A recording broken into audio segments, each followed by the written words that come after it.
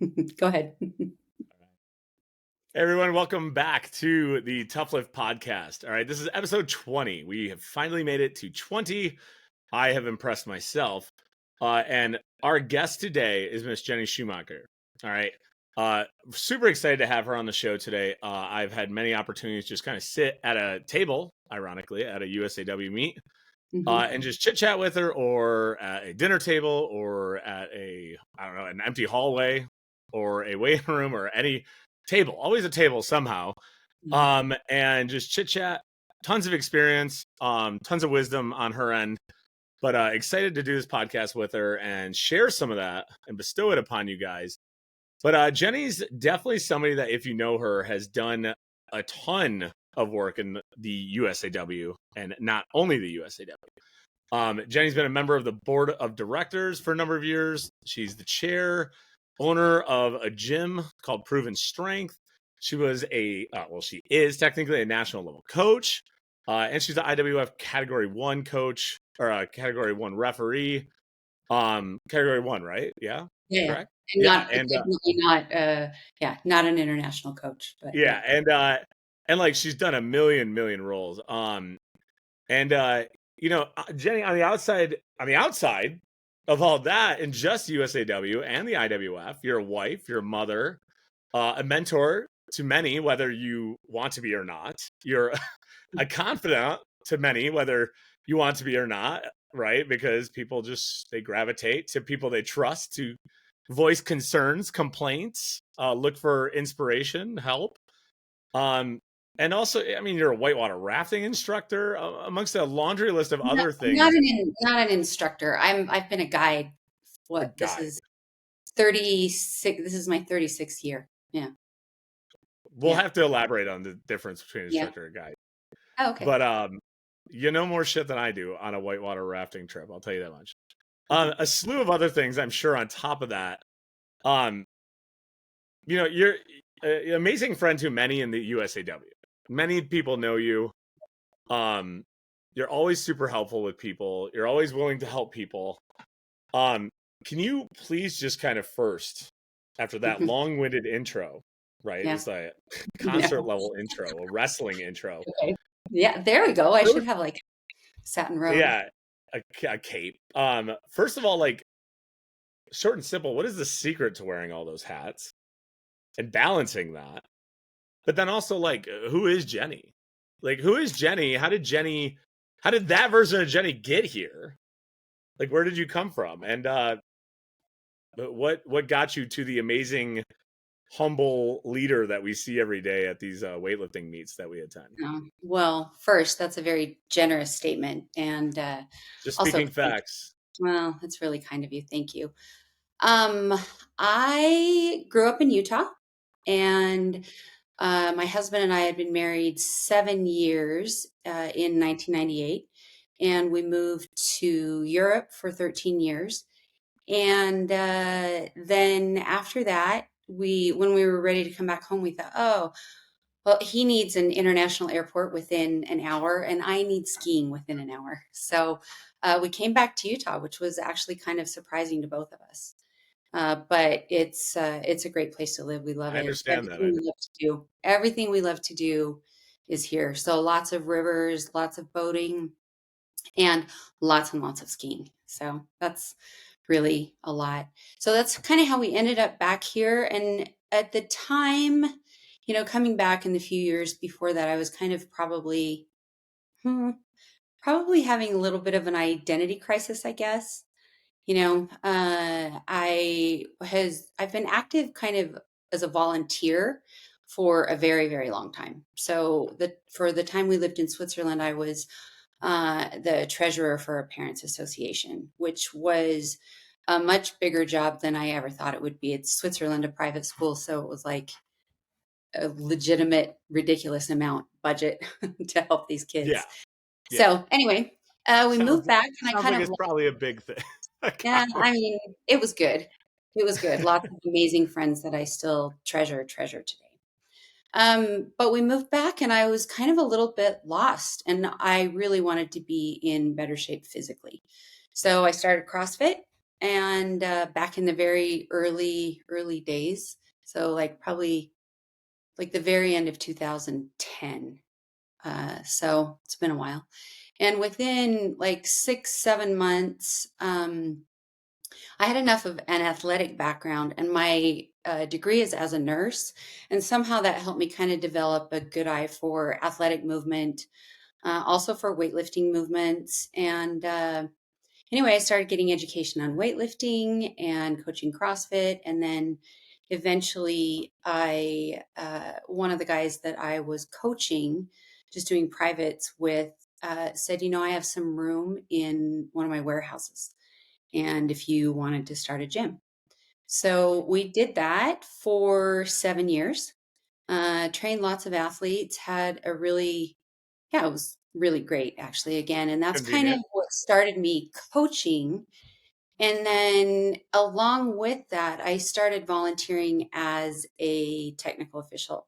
So I became a local technical official way back and started volunteering obviously at all the Utah events. And then I started traveling and going to the national events and then testing for national referee and just kind of working up through until I got to be a category one IWF technical official a few years ago.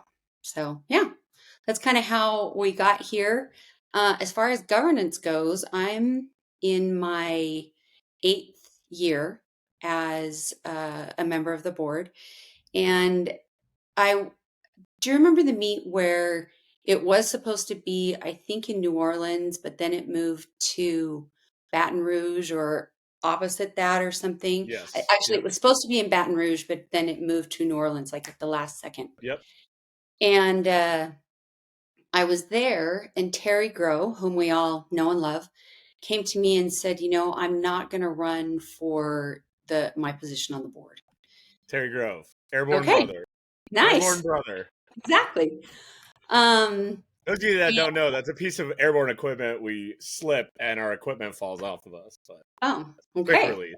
Oh, I like it. So anyway, Terry came and he said, you're involved, you're active, you seem to really like all of this. So I think you should run for my position on the board. And I'm like, so anyway, Terry campaigned for me.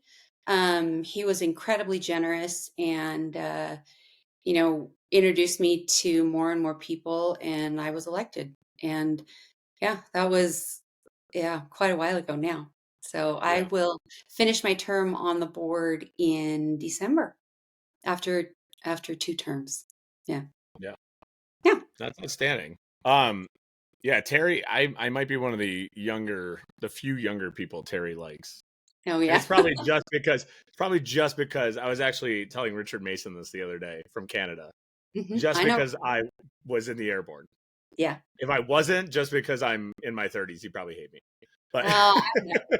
no, I'm Terry's just a great kidding. guy. He's got Yeah. tons and tons of, institutional knowledge, Oh yeah. super experienced as a technical official, and yeah, has led a very He's just interesting fun to life. talk to too. Yeah. Yeah. Um so with all that said and all these jobs and roles, like that first question is like, what's your secret? Like, how do you balance it all? All Um, these different tasks, the outside stuff, the inside stuff. Because, like, you do all this stuff for USAW, but we both know, me and you, being a coach, being involved with this, organization, it doesn't stop. Like, even the TC side of things, like, if you're active, it really doesn't stop. There's always something to do. um, What I would you I say your secret is? I think I have ADHD, so that helps. You're like I think the 90% of people involved in this sport give me that answer to some degree. So Yeah, it's kind of a funny. I don't think I've always had it. I had a brain injury, and my doctor tells me after that, he's like, "No, this is the ongoing effect of your brain injury. This is how it all comes together for you." So, interesting. I am a multitasker for sure. Yeah. I'm also, I think, I get pretty honed in on what I want to accomplish.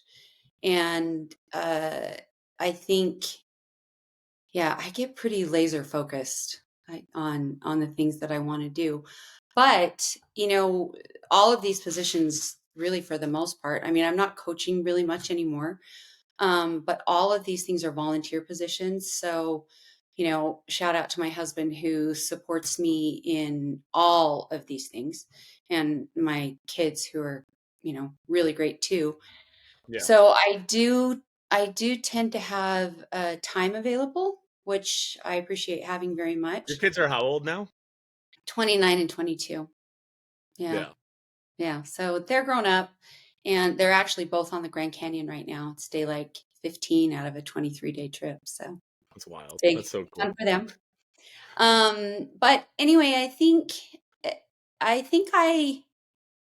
I think I love weightlifting Yeah. and I love the people in it.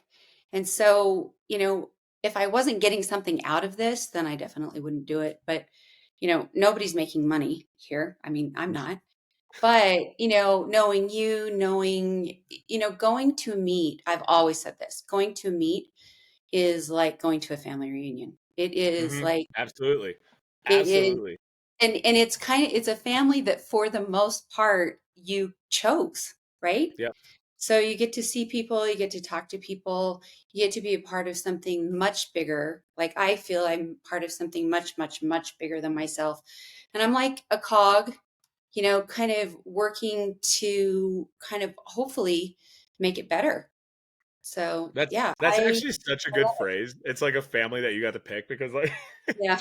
we could like sit around a table and name these people. You even still have like, oh, there's Uncle Don, the drunk kind of being silly again. Like, it's like you have those family members, but they're still like your family. It's all good. But like Yeah. Yeah. you do, and For it's I and you probably have too. Like it's funny because we will get to the locations and not even go to the hotel. We'll go to the event site first because we want to see everyone. yeah. No, Like for sure. I can go to the hotel, whatever. I want to get down. I want to get boots on the ground and go say hi to people, Yeah. see if anyone needs any help, stuff like Yeah. that. And that is like you wouldn't do that. Like nobody in their corporate job goes to their job in pharmaceutical expo center before going to their hotel. I mean, maybe I'm wrong, but I doubt that's how it is. They probably go to their hotel and then Yeah. dreadfully go to the expo. It's a really interesting kind of phenomenon, and the more I've been involved in kind of and understanding other Olympic sports is that we are we are 99% volunteer driven in the entire sport, right? I mean, if you look at technical officials, they're paid a little bit, right?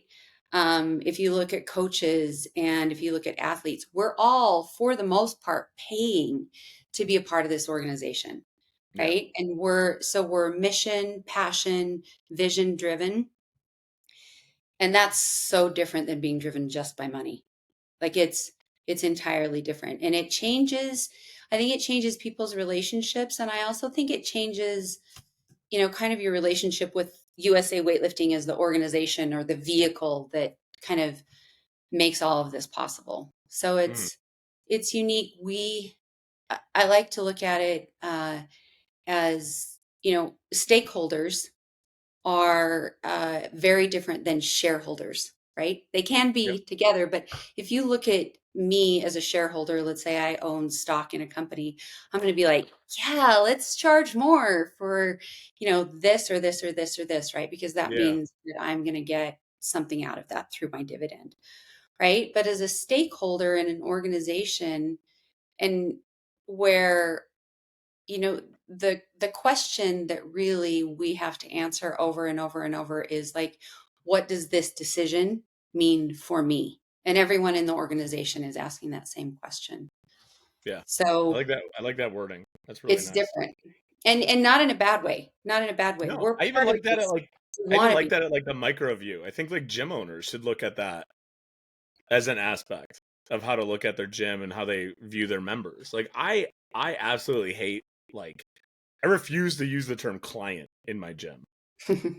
Like oh god, I despise that fucking Yeah. term. Like I when I hear like weightlifting gyms Hmm. use that term. And most don't actually. If you talk to a lot of gym owners that are Olympic weightlifting gym owners, they rarely Yeah. use it. No, I And think athletes is really kind of yeah. ubiquitous. in our language for sure, which I love, It's right? a long-term I also investment. love that because I mean, I'm very athletic. Uh, I'll say I'm an athlete, uh, but I am not competitive. And Yeah, even in my personality, I I am feel you there. I feel you not there. even a little bit competitive. To Yeah.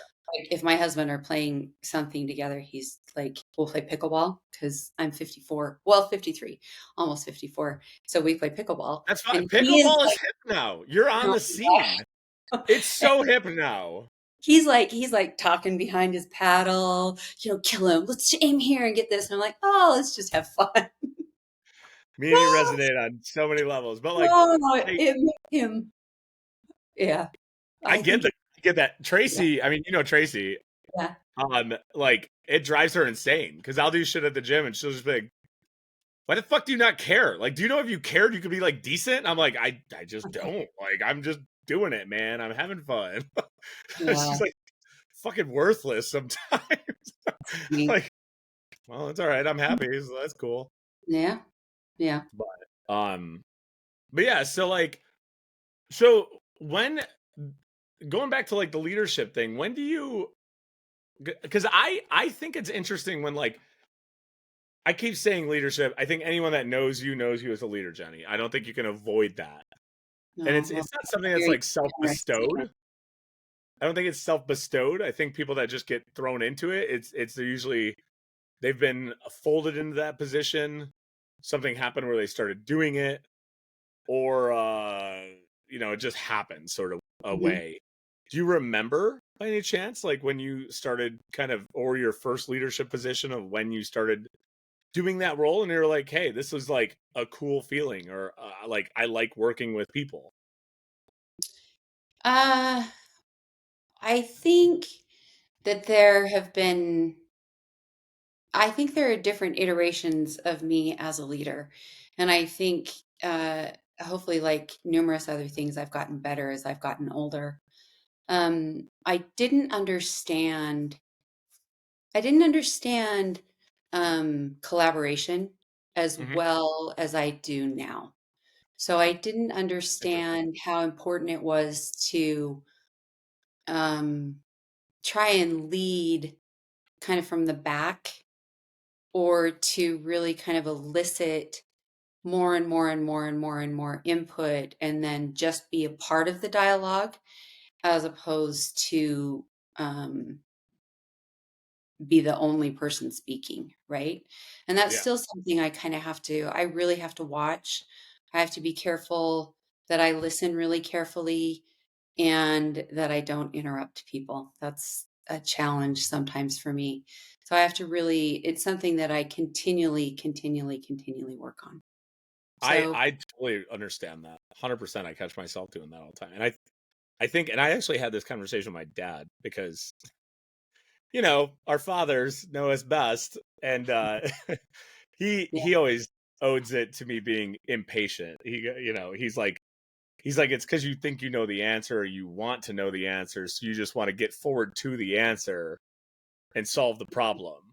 So yeah. you want to talk too early.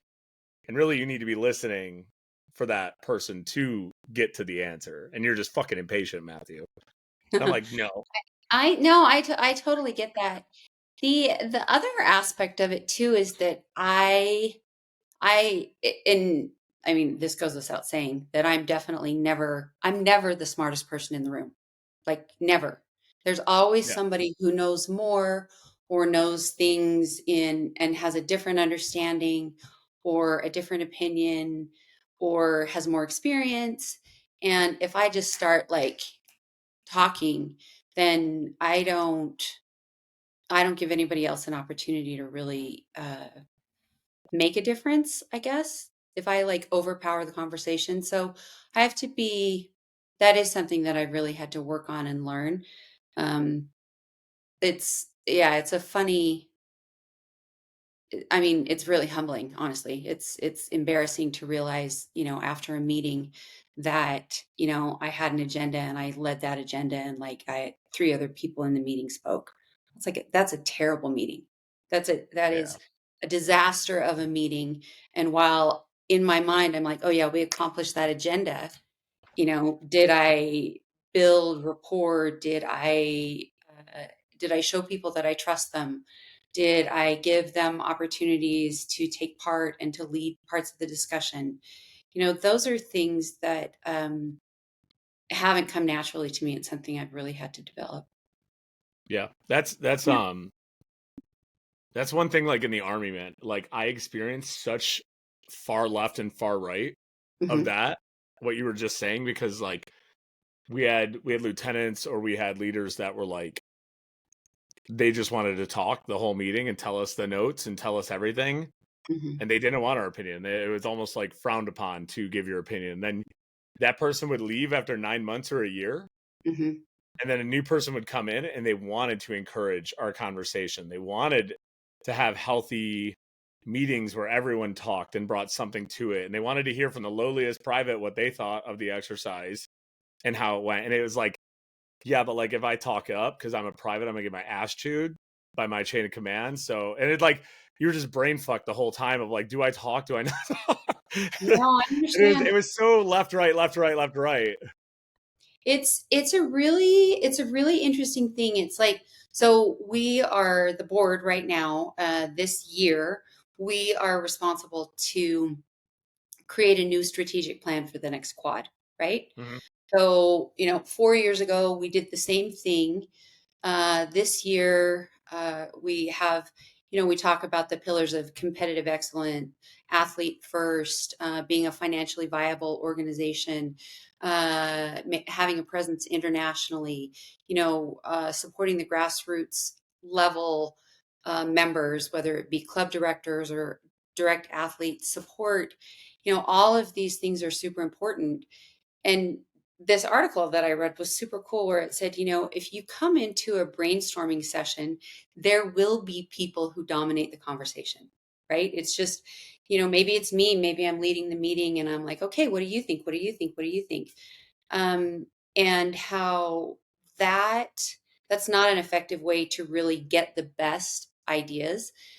A preferable way and a better result is actually to solicit kind of answers to specific questions before everybody can kind of put their thoughts together, submit them, and then instead of one person dominating the conversation, it's a moderated conversation where everybody's ideas can come out. So it's yeah, I think that's what I've tried to do. Yeah. Certainly as a leader on the board I mean, we have like the dream team, amazing group of individuals on the board of directors right now. Yeah. And we have two independent directors also who are both like, we're so lucky we have them. So, so, so lucky we have them.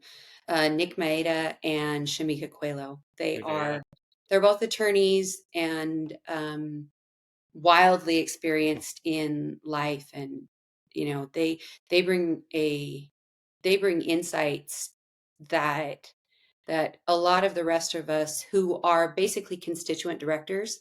I mean, we're Mm-hmm. all involved in the sport in one way or another.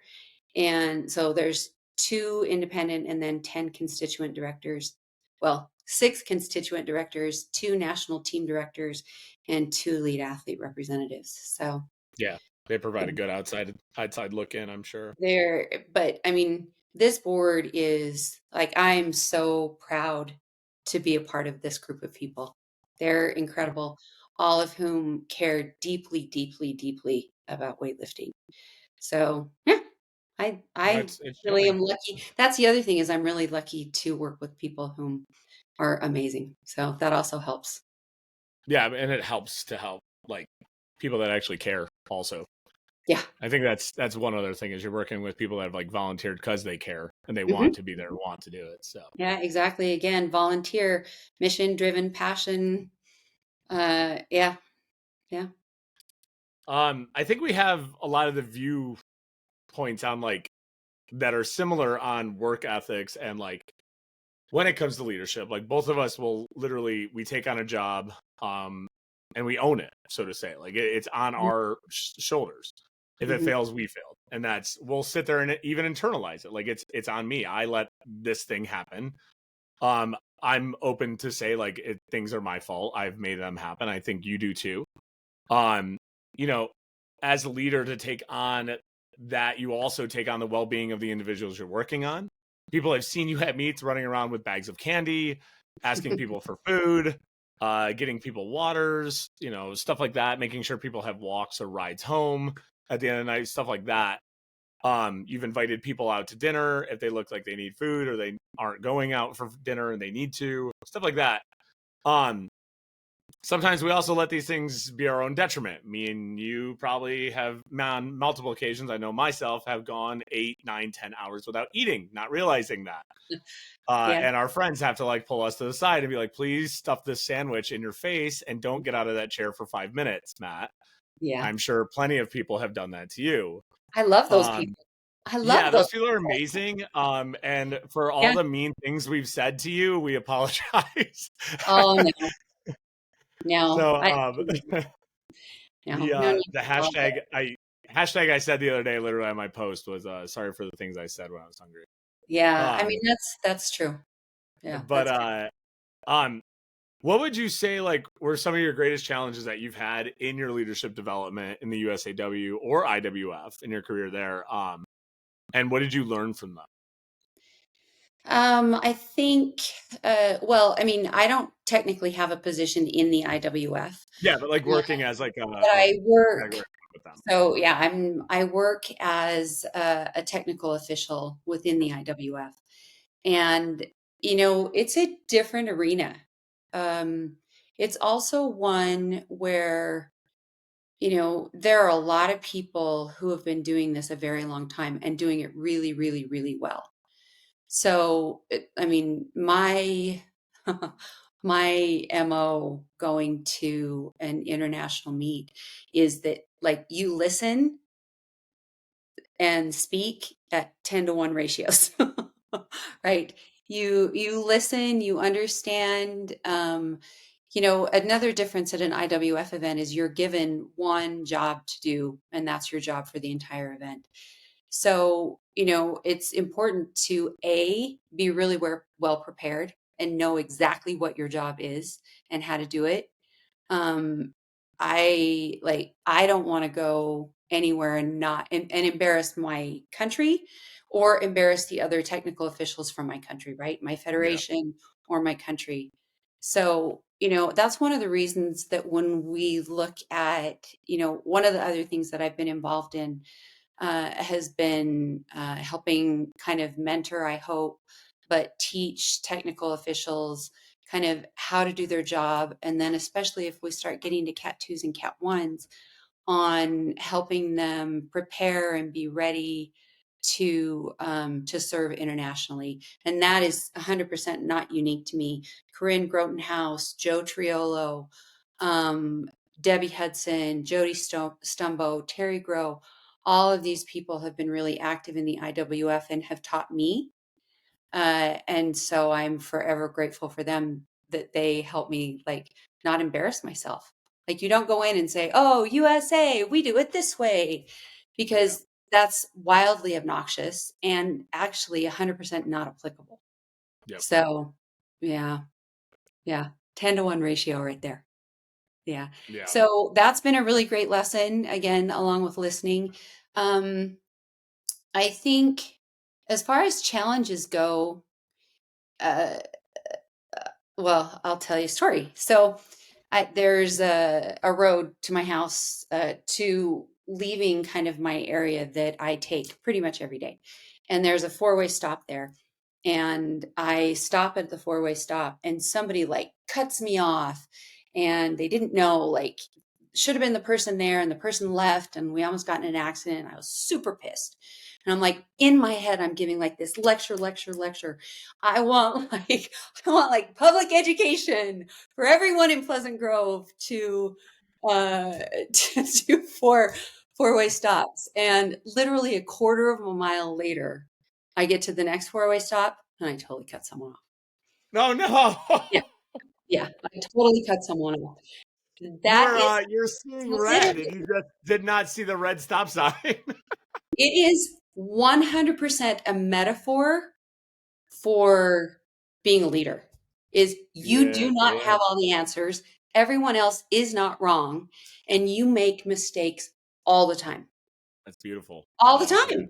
Yep. But Yeah. it's super true. So, if anything, I think yeah, I have to ask for forgiveness. I offend people, or I say things that are, somehow hurtful, or I think I'm right on something and I don't allow other people to like change my mind.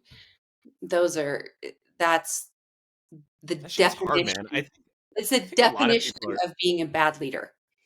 yeah. So, yeah. Oh, yeah, that I think a was lot of people are scared to fucking apologize. oh man. I It mean, it like is scary. it hurts It's their embarrassing. ego, their bravado, they're embarrassed as a coach, like especially like talking at the coach level. Mhm. They feel like they're giving up their mantle or something. They're gonna lose respect or rapport in their facility, their gym, in Yeah. the community. And it's like what they don't realize is like you're actually if you do it the right way, you're actually probably gonna gain respect. You're probably gonna gain rapport. Like Yeah, like or people will still hate you. I they mean, will, yeah. they will still hate you, and But they will still write terrible things about you, and, but at least your conscience is clear. it's, yeah, I also think that there has to be a lot of, like, self-examination in there. Yeah. Like, I go through every Sunday, I go through, like, a kind of a review of the week, and I look at, like, what were the 3 wins last week? What were the 3 things that I would really like a redo on this Yeah. week? Nice. Yeah. And then I go through and answer, 3 questions, and usually I try to get to, like, 10. Yeah. Um, I try to get to 10. The guy who taught this to me, his name is Mitch Matthews. Um, he was a college football player, NFL player, and now just a really great guy teaching people Mhm. how to live kind of their best lives. But, he wants 20 answers to each of these questions. And I'm like, I'm not that Dang. creative. But the first Yeah. is, who am I? Kind of looking at, like, am I kind? Am I a good listener?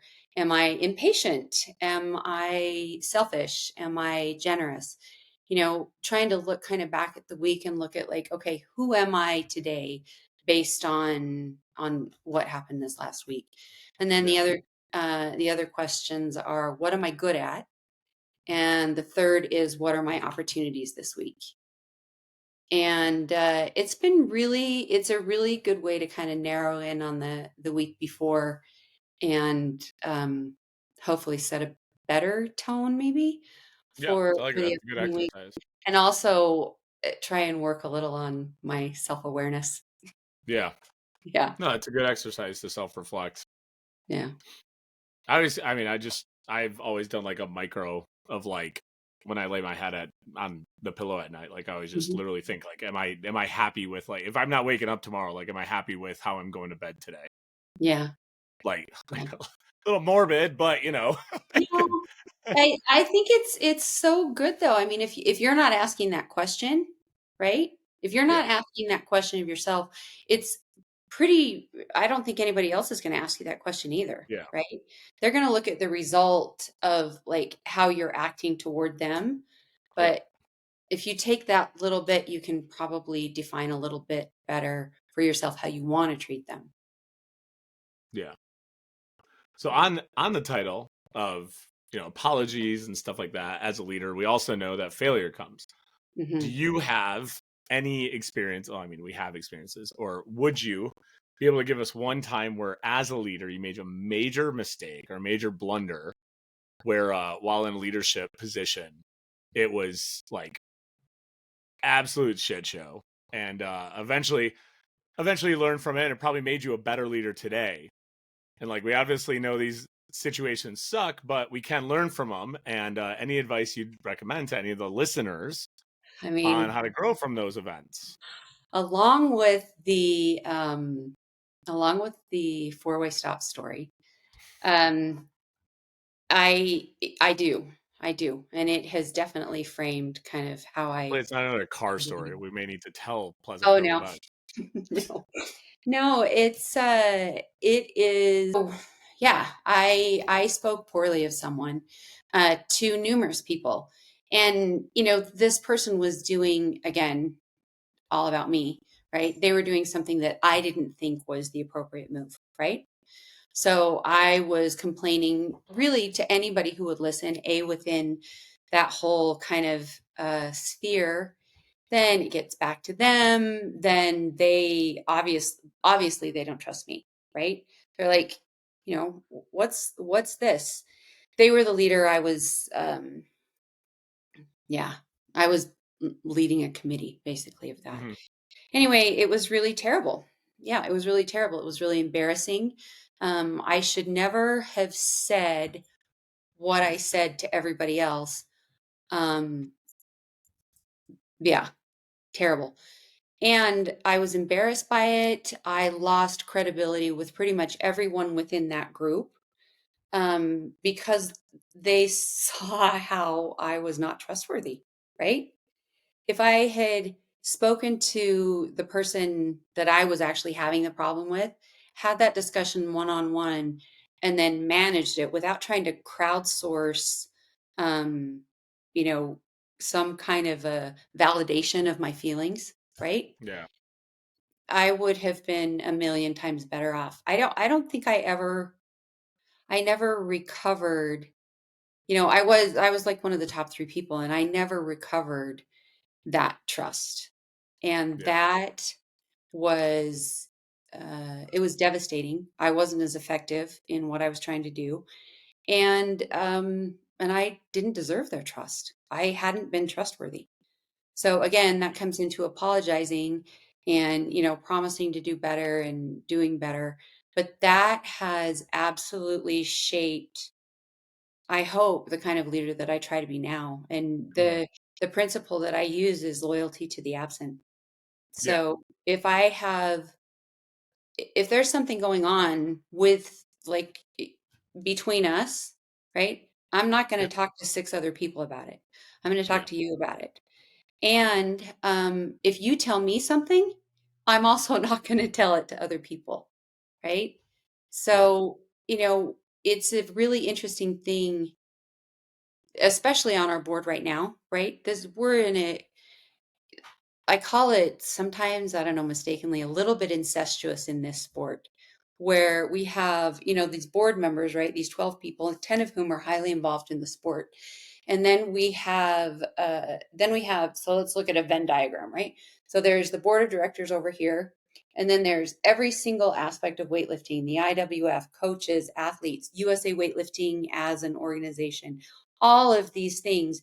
And through this little, like, one-on-one side, this space in the Venn diagram is friendship and Yeah. relationships, Yeah. right? And Sliver. so it's just like there's no getting away from the fact that I've known JP for a long time, right? Yep. He works for USA Weightlifting. I work on the board of directors. But if I'm complaining about if I'm complaining about other directors, especially if I'm doing it to somebody like JP, right? Does he trust that the board of directors is unified in what we're doing? Yeah. Or do you, right? If I'm out there, if I don't speak with kind of the one voice is the word that we, or the phrase that we use as a board, it's like, you know, we can't build trust with Yep. anybody unless we're trustworthy. And Yeah.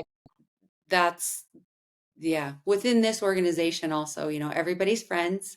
Everybody is, again, for the most part, a volunteer. We're all trying to do what we can to make it better. And we're always asking the question, what does this mean for me? Mm. So we can't, we have to balance the needs of the organization, right? I have to balance, maybe you don't have to balance, right? I have to balance the needs of the organization with my own personal opinions and friendships.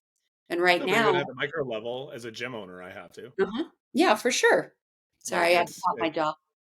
no, you're good. It still has to trickle down, and it's the same. Mhm, It's a macro program to a meso program. It's the same mhm. construct and Yeah, theory of yeah. It's a funny thing. When, I mean, I'm sure when you and Amanda got married, she had like a bridal shower, right? Mhm. and like your aunts and uncle, not your uncles, your aunts and your grandparents, and all of the wise people who come and shower you with gifts, which is very much appreciated because you're poor when you're first married. Um, I'm still but poor. I'm a weightlifting coach, remember? yeah, exactly. Yeah, yeah. But I remember one woman, and it's the only thing I remember from the entire thing, right? And this is like almost 33 years ago because that's how long we've been married. Is she said sometimes people go around, they're like, okay, just give a little bit of advice. And she got like really serious and she said, never complain about your spouse, especially to your family. And I'm Yeah. like, right? And she said, no, here's the deal. If you complain about your spouse to your family, he will never win. Like he will never be seen as a greater as person as he is, because what's happening is you're sharing a microcosm of something that's happening in your relationship and your frustration about this person. So what they hear is that this person has hurt this person who's been a part of my life since she was born, Yeah. and Yep. they're always going to be on my side, right? Yeah. They're always going to be on my side. The other thing that happens then is I have shaped their opinion of him based on something that has nothing to do with them. So I've taken away an opportunity for him to be seen as the great person that he is because I'm talking shit about him. Yeah. And people care about me. It's like, oh, Jenny, No, get over. I think that's solid advice because I've even wondered that, like, when I was single, like, married guys when I was in the army or I knew, they would just sit there and like complain, and I'm just like, why? Like, you sound Yeah, but unhappy, then but then let's and then say, you did form an you meet opinion of one of like that. their yeah, you meet their spouse and you're like, "Well, I You're like, think." oh, so this is the handful, huh? Right, right, right, right, right. And I think a it's lot of people though, that's also needs to be like dating advice because I think a lot of people like complain about their significant other to their mom or their sisters or whatever, and then they bring them home and they're like, "What do you think of them?" It's like yeah, I've had like 9 reasons to hate them before I even yeah. met them. Nobody wins in this. This is a weightlifting podcast, but Jenny and me are now offering dating and marriage advice.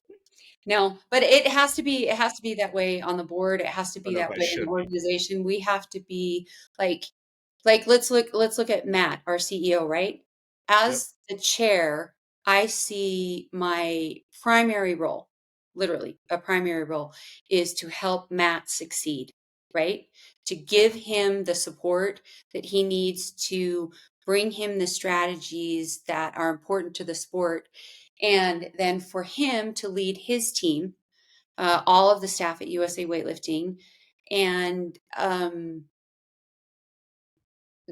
cheer him, support him, give him feedback, right?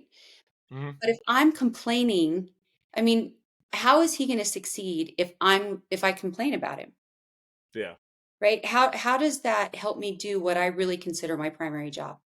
Right? Yep. And I think he's doing an amazing job. Like I'm thrilled with his leadership and thrilled with the way that he has led kind of the headquarters team to be what they are. So, that's one example of like if I have a conflict with him or if there's something, that is frustrating, then that's a great opportunity for me to have that conversation one-on-one with him. Yeah. Have it with him. Yeah, Don't and don't then call bring the everyone a trusting. resolution.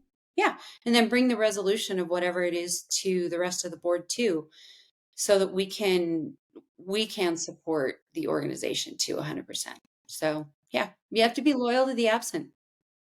No, I Yeah. like that. I like that, Yeah. and I heard you discuss that on the other podcast you did, and that Oh, was yeah, that's that it's was kind that was literally where I was like, "Oh shit, Jenny's doing podcast. I'm having her on." It was of outstanding. that's I was funny. like, "Well, shit." Now she let me know that she's doing it. No, I'm Um, honored. You have quite a, yeah, pedigree so far of all kinds of interesting people, so I have and interesting people. I don't think that's anyone really cares that I have a podcast. oh, no, But for if sure. anyone listens and enjoys it and they learn something, I've done my job, and that's what I want to do. Yeah, So, yeah. um, continuing on with education, nice, simple, easy, quick question. Then we're gonna Mhm. head to our end game. Okay. Um, so continuing with educating, being a leader, communicating. All right, the last fun, like nice, easy question is like kick back here, relax. It's like Jenny, you sit at like these tables at these USAW meets, and even my scruffy ass way back in the teens of the 2000s was a new younger athlete, and then eventually a younger coach.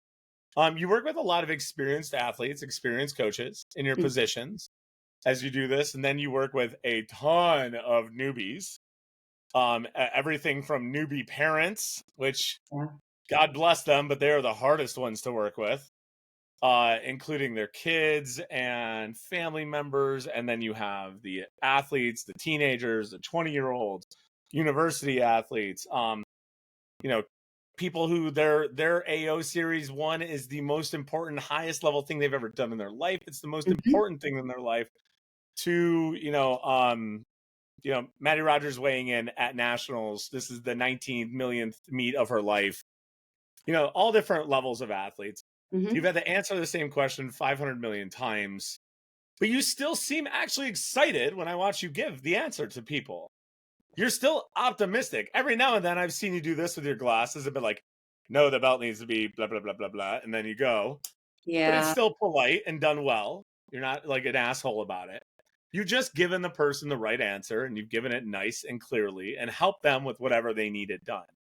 Um, what piece of advice do you have to like new coaches and new athletes that are learning like the game in the back room or the sport of weightlifting, for all the rules and the intricacies and being more fluid in your arena, which is the card tables, the TC side, so that way like it's just a easier, smoother environment working with you guys. Like what would you like to advise these guys to do? First, let me say I love the way that you recognize that this is an athlete's big day, right? It This is. is this is my 850th day working in weightlifting this year, right? Yeah. Um, and I love the thought that, this 12-year-old from Minnesota is now coming to Columbus for the Arnold, who somehow qualified this, not somehow, I mean, who was coached and worked really hard, and their families behind him, and maybe their grandma and grandpa are going to come. This is the biggest thing that's going on in their lives right now. And my job, specifically when I get into a technical official role, is to make that day as smooth as I possibly can for them. Yep. So, as far as if I'm the competition secretary for that event, then you know I will, kind of a pregame kind of with everybody is, we have a referee briefing before the meeting or before the event starts, and it's Jody Stumbo actually is great at this. She's like, we can help these people learn and help them to have a better event. So I'm all about consistency. So now at any national event, you'll see a paper up on the wall by the weigh-in room, and there will probably be 20 of them, and it says "Read me."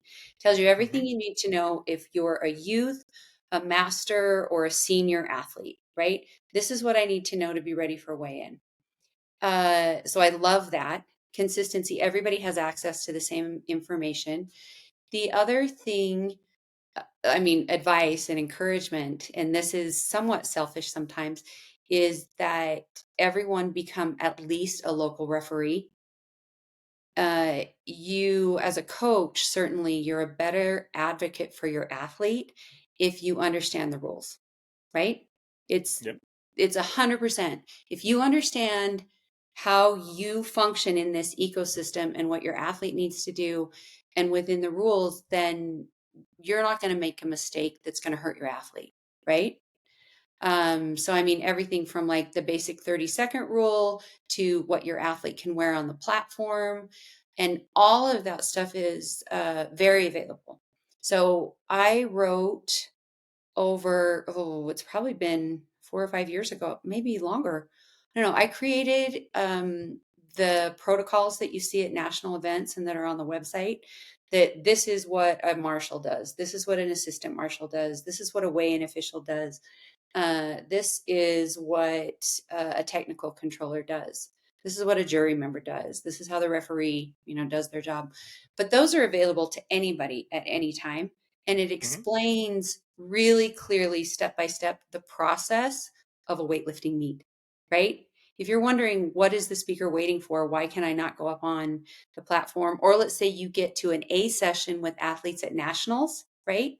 And Yep. that's where we have video replay and we have challenge cards, right?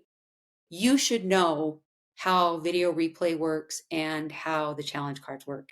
When can you issue a challenge card? And all that information is there. So, my advice would be to really seek out that information and always, and anyone in a blue suit at any of those events should have that exact same information, be able to answer a question that fast for you. So, ask Excellent. questions and also educate yourself.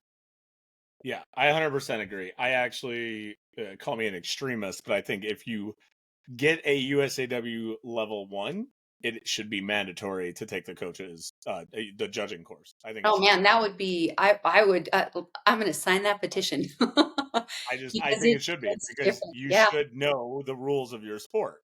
yeah, But, that's me. All right, harder version of that. yeah. What is your advice? Because even watching Euros, right? I don't know if you've watched any yet, but um watching higher level meets, being at higher level meets, me and you Mhm, have both been to enough of them. mhm, Um, we see elite level athletes and coaches that have coached for years and years, or athletes years and years, make silly mistakes still, or not know the rules still, or do things or say things. I myself had a weird situation happen in Colombia one year when I was coaching Caitlin, that even threw Phil and Pedro for a loop due to a translating error.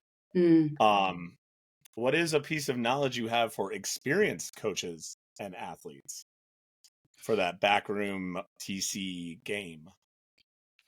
Mm, I Up to think it you. goes a little bit to what you're talking about, where this is the number one day for your athlete. This is the biggest thing that's going on in their life right now, right?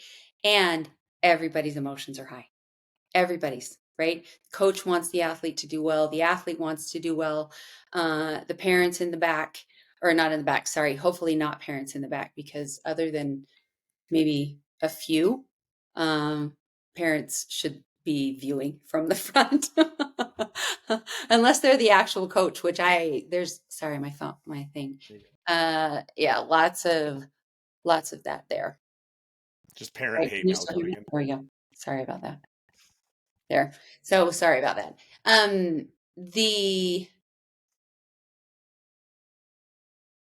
the ability to keep it, sorry, my phone, it's still talking.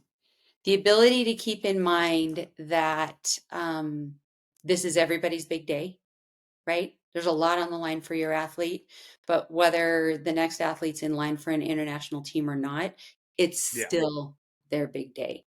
So Yep. I will say though that if a mistake has been made, right? If there's a mistake, let's say, your athlete was called out of order or, stupid dinging, your athlete's been called out of order or your athlete took an attempt at a different time. Again, if you know the rules, then you can advocate for your athlete to get it fixed, right? Yep.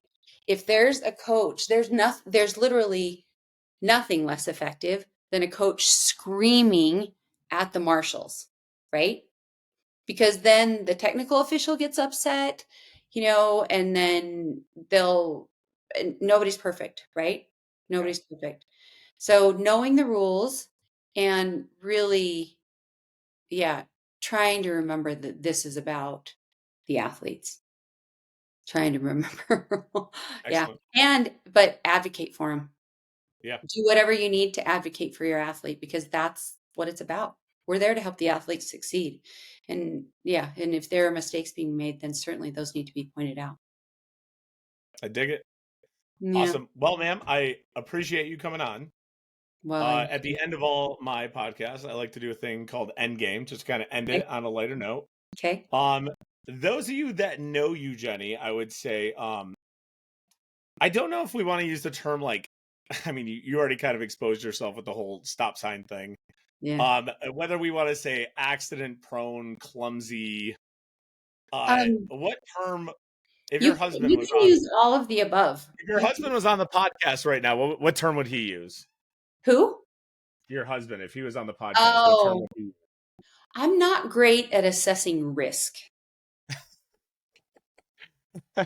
Yeah. Jenny went skiing the other day when I was asking her to do this podcast, and she's like, "I'm going skiing." I'm like, "She's not going to be on the fucking podcast."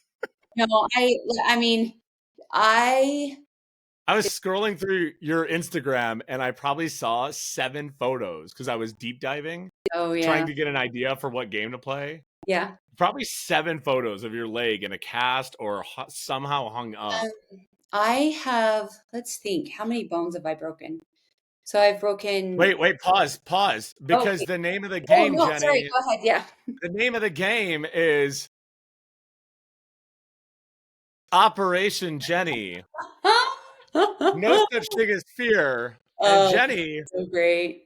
for the last couple minutes here, all No right, such thing as fear. That's, yeah, do that's you probably know we're going to talk about you and your risk assessments and how yeah. they've wound up for you. And this is Jenny, everyone.